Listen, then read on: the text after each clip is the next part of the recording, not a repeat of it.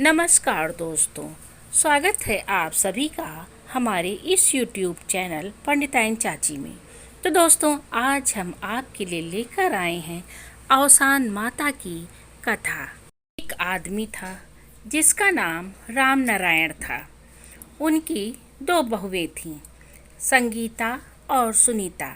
संगीता बड़ी थी और सुनीता छोटी थी। दोस्तों, कुछ समय तक दोनों बहुएं अपने ससुराल में ही खुशी खुशी रहती हैं और जब उनके ससुर राम नारायण जी का निधन हो जाता है तो दोनों बेटे अलग अलग रहने लगते हैं। उनकी पत्नियां भी, दोनों देवरानी जिठानी भी अलग अलग रहने लगती हैं। जो बड़ी जिठानी होती है संगीता, वो बहुत अमीर होती है और जो छोटी देवरानी सुनीता होती है वो गरीब होती है। एक दिन की बात है, देवरानी अपनी जिठानी से कहती है कि दीदी, हमारे लिए कोई काम ही ढूंढ देती तो अच्छा होता।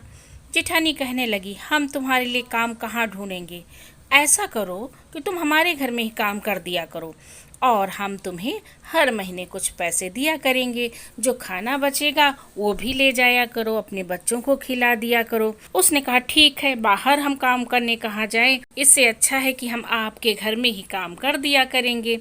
उन्होंने कहा, ठीक है, कल से तुम हमारे घर काम करने आ जाना। और दोस्तों, विधि का विधान देखो, एक देवरानी जिठानी के घर जाकर सारा काम करने लगी और उनके घर बचा हुआ जो खाना होता था वो उठा के अपने घर ले आती थी, अपने बच्चों को खिलाती थी। बच्चे बड़े खुश होते थे कि बड़ी मम्मी के घर से खाना लेके आई हैं, क्योंकि उनके घर तो गरीबी थी।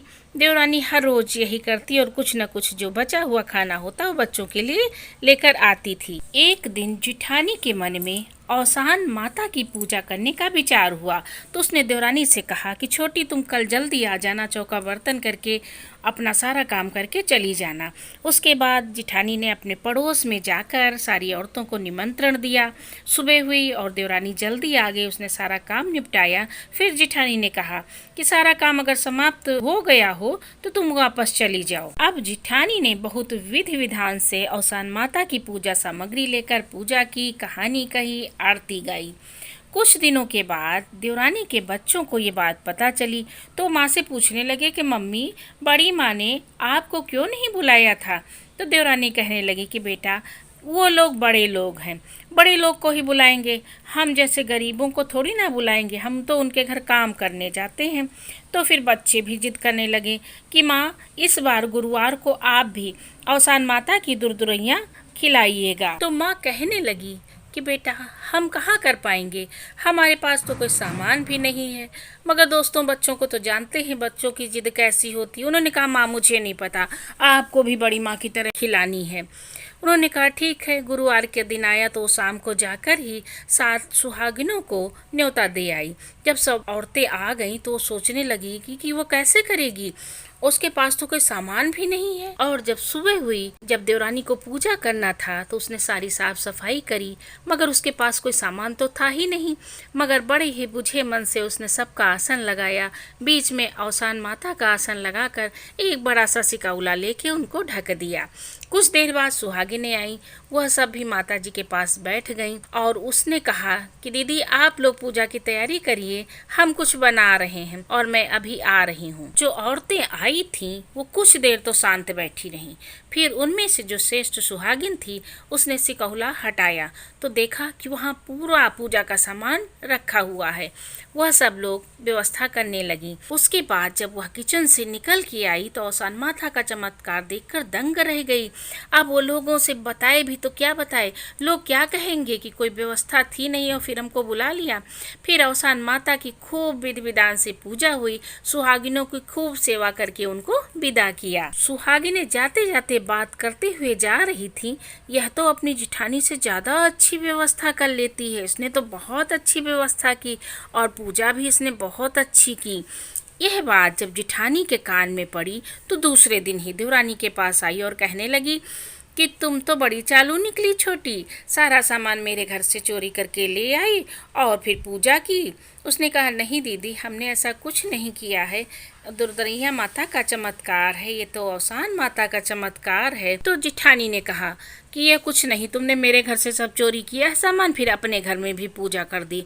उसने कहा हमने ऐसा कुछ नहीं किया। उसने कहा ठीक है, तो हम कल फिर अपने घर में पूजा करेंगे और देखते हैं कैसे ये सब चमत्कार होता है। जो जो तुमने बताया है वैसे बिल्कुल हम भी करेंगे।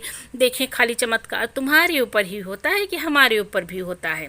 अब सुबह हुई, वो सारी औरतों को निमंत्रित कराई। जिस तरह देवरानी ने सब कुछ किया था उस तरह उसने भी किया और उसने भी औसान माता को सिकौले से ढक दिया। अब जब सुहागिनें आई तो उसने कहा कि सारी व्यवस्था, उसने कहा ठीक है हम अभी आते हैं दीदी, आप लोग सारी व्यवस्था कीजिए, हम आ रहे हैं, हम किचन में कुछ बना रहे हैं। और उसी तरह सेम सामान ढका हुआ रखा था जैसा उनके यहाँ रखा था। उसमें भी श्रेष्ठ सुहागिन ने सामान उठाया तो देखा उसमें सांप बिच्छू सब निकलने लगे। औरतें अपनी जान बचाकर भागने लगी। सब औरतें जिठानी को खूब बुरा भला सुनाई और कहने लगी ऐसा क्यों किया तुमने हम लोगों के साथ, हम लोग सुबह से भूखे प्यासे पड़े हैं और तुमने ऐसा किया है। खूब गुस्सा के सब चली गईं। उसके बाद दोस्तों जिठानी का तो पारा देखने वाला था। उसने जल्दी से देवरानी को बुलाया और कहा बताओ ये मेरे यहाँ तो ये सब हुआ है, उसमें सांप बिच्छू निकले हैं, और तुम्हारे यहाँ क्यों सांप बिच्छू नहीं निकले हैं? ये क्या हुआ कि मेरे घर कृपा नहीं हुई, तुम्हारे घर में कृपा हुई? ये सब कैसे हुआ मुझे बताओ, मेरी कुछ समझ में नहीं आ रहा। सब औरतें मुझे बहुत गाली दे के गई हैं, बहुत बद्दुआएं दे के गई हैं, ये सब कैसे हुआ? उसने कहा दीदी मुझे कुछ भी नहीं पता है, मैं सच कह रही हूँ, मुझे कुछ भी नहीं पता है। आपके पास सब कुछ था तब आपने ये सब किया है, तो औसान माता से आपको माफ़ी मांगनी चाहिए थी कि हे माँ हमें क्षमा कर दीजिए, और आपको क्षमा मांग कर पूरे विधि विधान से फिर से दुर्दैया पूजा करनी चाहिए, जिससे कि औसान माता प्रसन्न हो जाएंगी। तो दोस्तों कभी भी किसी की धन दौलत देखकर ईर्ष्या नहीं करनी चाहिए। अगर आपको भगवान ने सब कुछ दिया है तो गरीबों का सहारा भी बनना चाहिए। ये नहीं कि आप सहारा भी ना बनो, कोई गरीब थोड़ा उठ रहा है तो उसको समस्या बनकर आगे खड़े हो जाओ। अगर ऐसा आप करेंगे तो आपके साथ भी यही होगा जो औसान माता ने उसके साथ किया। सांप बिच्छू बनाकर उनके घर में डाल दिए। पैसे का घमंड कभी नहीं करना चाहिए। पैसा तो हाथ का मैल है, आज है तो कल नहीं है। सुख से आदमी रहे यही सबसे अच्छी बात है। तो दोस्तों जिस तरह औसान मैया ने देवरानी को धन संपत्ति से बढ़ दिया, तो जो भी उनकी पूजा करता है, आरती करता है, अर्चना करता है और औरतों को बुला के इसी तरह से खिलाता है प्रेम से श्रद्धा भाव से, औसान माता उसके सारे दुखों को दूर करती हैं। बोलो औसान मैया की जय हो।